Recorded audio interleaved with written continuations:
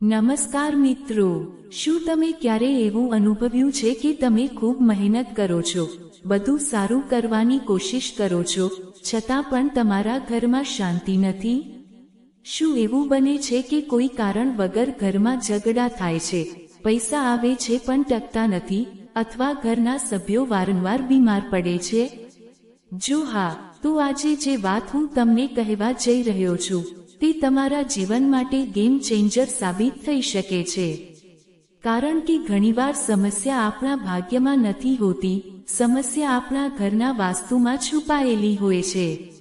મિત્રો, વાસ્તુશાસ્ત્ર માત્ર એક માન્યતા નથી, તે એક સંપૂર્ણ વિજ્ઞાન છે. આ વિજ્ઞાન દિશાઓ, ઉર્જા અને પંચતત્વો જળ, અગ્નિ, વાયુ, પૃથ્વી અને આકાશ પર આધારિત છે. આપણા ઘરમાં આ 5 તત્વોનો સંતુલન જ આપણા જીવનમાં સુખ, શાંતિ અને સમૃદ્ધિ લાવે છે. પરંતુ જ્યારે આ સંતુલન બગડે છે, ત્યારે જીવનમાં સમસ્યાઓ શરૂ થાય છે. અને ઘણીવાર આપણે સમજતા પણ નથી કે સમસ્યા ક્યાં છે.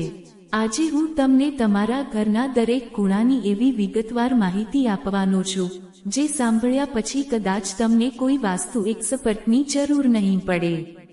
પરંતુ એક વિનંતી છે, આ માહિતી ધ્યાનથી સાંભળજો, કારણ કે અહીં દરેક નાનો મુદ્દો તમારા જીવનને અસર કરે છે.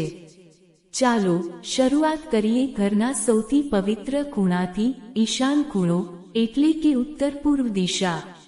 આ દિશાને દેવતાઓનું સ્થાન માનવામાં આવે છે. આ ઘરના સૌથી પવિત્ર અને સૌથી સંવેદનશીલ ભાગ છે. જો આ દિશા સાફ, ખુલ્લી અને હળવી હશે, તો ઘરમાં સકારાત્મક ઉર્જાનો પ્રવાહ સતત ચાલતો રહેશે. અહીં ભગવાનનું મંદિર રાખવું સર્વશ્રેષ્ઠ માનવામાં આવે છે.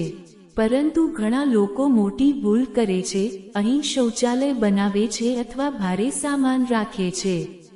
આથી ઘરમાં માનસિક તણાવ વધે છે, બાળકોના અભ્યાસમાં અવરોધ આવે છે અને જીવનમાં સ્પષ્ટતા રહેતી નથી. જો તમે કંઈ સુધારો કરવો હોય, તો સૌથી પહેલા આ ખૂણાને સાફ અને પવિત્ર બનાવો. હવે આગળ વધીએ અગ્નિ ખૂણાની તરફ, દક્ષિણ પૂર્વ દિશા. આ દિશા અગ્નિ તત્વનું પ્રતીક છે, એટલે અહીં રસોડું હોવું ખૂબ જ શુભ માનવામાં આવે છે. જો તમારું રસોડું આ દિશામાં છે અને ગેસનો ચૂલો પણ યોગ્ય જગ્યાએ છે, તો તે તમારા પરિવારના સ્વાસ્થ્ય અને સમૃદ્ધિ માટે ખૂબ જ સારો સંકેત છે. પરંતુ જો અહીં પાણીનું તત્વ વધુ હોય, જેમ કે સિંક અથવા પાણીની ટાંકી, તો અગ્નિ અને પાણી વચ્ચેનો સંઘર્ષ તમારા જીવનમાં અસંતુલન લાવી શકે છે. પરિણામે ઘરના સભ્યોના સ્વાસ્થ્ય પર અસર પડી શકે છે અને ઘરમાં અશાંતિ વધી શકે છે. હવે વાત કરીએ નૈઋત્ય ખૂણાની, દક્ષિણ પશ્ચિમ દિશા. આ પૃથ્વી તત્વની દિશા છે અને સ્થિરતા આપે છે. આ ઘરના સૌથી મજબૂત ખૂણામાંથી એક છે. ઘરના મુખિયાનો બેડરૂમ અહીં હોવો જોઈએ. આથી પરિવારના નિર્ણયો મજબૂત બને છે અને ઘરમાં સ્થિરતા આવે છે. અહીં ભારે સામાન રાખવો ખૂબ જ શુભ છે. જો તિજોરી અહીં રાખવામાં આવે અને તેનું મુખ ઉત્તર તરફ હોય, તો ધનની આવકમાં વધારો થાય છે. પરંતુ જો આ ખૂણો ખાલી અથવા નબળો હોય, તો જીવનમાં અસ્થિરતા આવી શકે છે. હવે વાયવ્ય ખૂણો, ઉત્તર પશ્ચિમ દિશા. આ વાયુ તત્વની દિશા છે, જે ગતિ અને પરિવર્તન દર્શાવે છે. આ ખૂણામાં મહેમાનો માટેનો રૂમ અથવા સ્ટોર રૂમ રાખવો યોગ્ય છે. જો આ દિશા સંતુલિત રહેશે, તો ઘરમાં પૈસાનો પ્રવાહ યોગ્ય રીતે ચાલશે. જો અહીં ગંદકી કે અવરોધ હશે, તો ઘરમાં અટકેલા કામ, સંબંધોમાં તણાવ અને અનાવશ્યક ખર્ચાઓ વધી શકે છે. હવે ઉત્તર દિશા, કુબેરની દિશા. આ દિશા ધન અને સમૃદ્ધિ સાથે જોડાયેલી છે. આ દિશાને જેટલી ખુલ્લી અને પ્રકાશિત રાખશો, તેટલો જ ધનલાભ વધશે. અહીં બારી, દરવાજા અથવા ખુલ્લી જગ્યા હોવી ખૂબ જ શુભ છે. જો તમે અહીં મની પ્લાન્ટ લગાવો અથવા પાણી સાથે જોડાયેલી કોઈ વસ્તુ રાખો, તો તે ધનની ઉર્જાને આકર્ષે છે. પૂર્વ દિશા, સૂર્યની દિશા. આ દિશા સ્વાસ્થ્ય, ઉર્જા અને માન સન્માન સાથે જોડાયેલી છે. જો સવારે સૂર્યના કિરણો તમારા ઘરમાં પ્રવેશ કરે છે તો તે ઘરની નકારાત્મકતાને દૂર કરે છે. તેથી પૂર્વ દિશામાં બારીઓ હોવી ખૂબ જ જરૂરી છે. હવે વાત કરીએ ઘરના મધ્ય ભાગની, બ્રહ્મસ્થાન. આ ઘરના ઉર્જાનો કેન્દ્ર છે. આ ભાગ હંમેશા ખાલી અને સ્વચ્છ હોવો જોઈએ. અહીં ભારે ફર્નિચર, થાંભલો અથવા કચરો ન હોવો જોઈએ.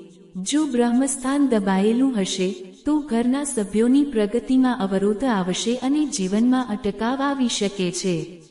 મિત્રો, ઘણીવાર લોકો માને છે કે વાસ્તુ માત્ર અંધશ્રદ્ધા છે, પરંતુ જ્યારે તમે આ નિયમોને જીવનમાં લાગુ કરો છો ત્યારે તમે તેનો પ્રભાવ જાતે અનુભવશો. વાસ્તુ એ કોઈ જાદુ નથી, પરંતુ પ્રકૃતિ સાથે સુમેળ સાધવાની રીત છે.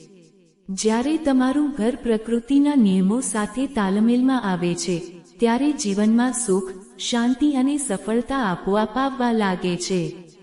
આજે તમે એક નક્કી કરો, તમે તમારા ઘરને માત્ર રહેવાની જગ્યા નહીં, પરંતુ સકારાત્મક ઉર્જાનું કેન્દ્ર બનાવશો. નાના નાના ફેરફારથી શરૂઆત કરો. એક ખૂણાને સુધારો અને જુઓ કે તમારા જીવનમાં કેટલો મોટો બદલાવ આવે છે. હવે તમે કહો, શું તમારા ઘરમાં આ દિશાઓ પ્રમાણે બધું યોગ્ય છે? શું તમને કોઈ ખાસ ખૂણા વિશે પ્રશ્ન છે? કોમેન્ટમાં જરૂર જણાવજો. જો તમને આ માહિતી ઉપયોગી લાગી હોય તો વિડીયોને લાઈક કરજો, તમારા પરિવાર સાથે શેર કરજો અને આવી જ વાસ્તુ અને આધ્યાત્મિક માહિતી માટે અમારી ચેનલને સબસ્ક્રાઇબ કરવાનું ભૂલતા નહીં. ધન્યવાદ. તમારું ઘર હંમેશા સકારાત્મક ઉર્જાથી ભરેલું રહે અને તમારા જીવનમાં સુખ સમૃદ્ધિ સતત વધતી રહે.